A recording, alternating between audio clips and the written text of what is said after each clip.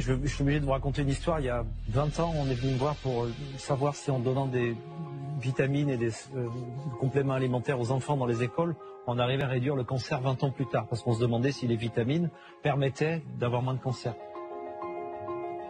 On a monté une étude qui s'appelait Suivimax, qui a duré 8 ans. Pendant 8 ans, on a donné des capsules à des gamins, moitié qui en prenaient, moitié qui prenaient un placebo, pour voir s'il y avait un groupe qui était plus malade que les autres. Il a fallu beaucoup d'argent pour ça.